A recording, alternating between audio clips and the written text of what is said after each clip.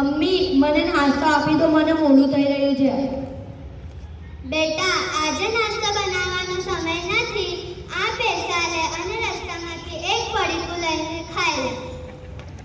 વાહ મમ્મી, મને પડીકું બહુ ગમે છે.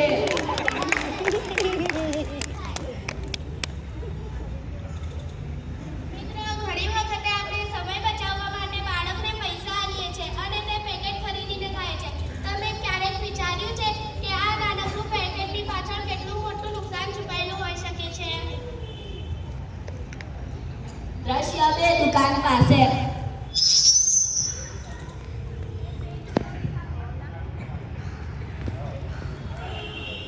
કાકા મને એક પડીકું આલો ને. લે બેટા, તને આ પડીકું રોજ જોઈએ છે ને? કાકા ટેસ્ટ પણ જોરદાર છે. વાહ, ટેસ્ટ પણ જોરદાર, પેટ પણ થોડું ભરાઈ ગયું. રવિ, તું રોજ પડીકો ખાય છે? મજા આવે એ સાચું, પણ રોજ ખાવું સારું નથી.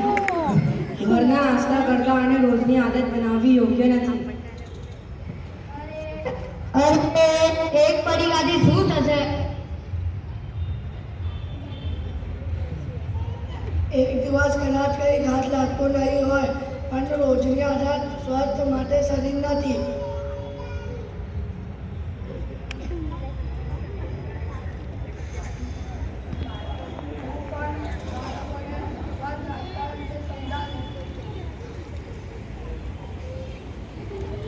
દ્રશ્ય 3 સાંજનો સમય.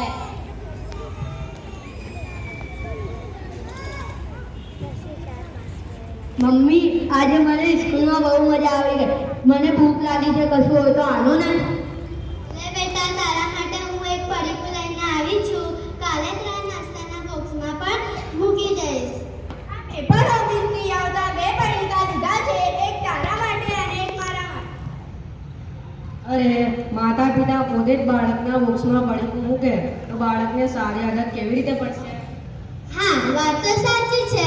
અમે વિચાર્યું હતું કે બાળક ખુશ થઈને ખાશે.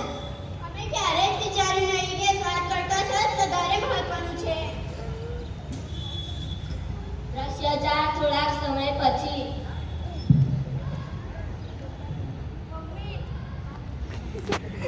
મમ્મી મારા પેટમાં બહુ દુખે છે, મને સારું નથી લાગતું.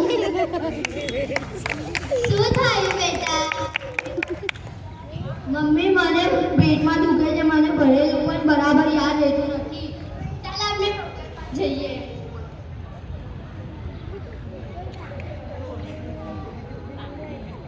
દ્રશ્ય 5 ડોક્ટર પાસે.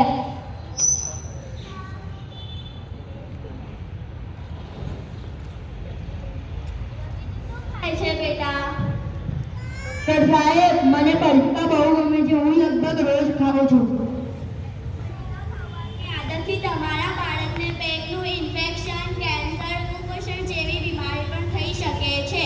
બેટા, પેકેટવાળો ખોરાક ક્યારેક ખાઈ શકાય, પરંતુ તેને રોજની આદત બનાવવી યોગ્ય નથી. આવા ખોરાકમાં ઘણી વખત મીઠું, ખાંડ, ચરબી વધુ અને પોષક તત્વો ઓછા હોઈ શકે છે. ડૉક્ટર સાહેબ, અમે તો સમય બચાવવા માટે તેને પૈસા આપી દેતા હતા. સમય બચાવવો જરૂરી છે, સ્વાસ્થ્ય ગુમાવીને નહીં, બાળકને ગુમાવીને નહીં. તો બાળકને શું આપવું જોઈએ? ઘરનું તાજું અને પૌષ્ટિક ભોજન, જેમ કે ફળ, શાકભાજી, દાળ, અનાજ, દૂધ અથવા યોગ્ય અન્ય પૌષ્ટિક વિકલ્પો. બાળકના ભોજનમાં વિવિધતા રાખો અને પેકેટવાળો ખોરાકને રોજિંદા નાસ્તાનો આધાર ના બનાવો. હવે હું સમજી ગયો, માત્ર ટેસ્ટ માટે નહીં, સ્વાસ્થ્ય માટે ખાવું જોઈએ.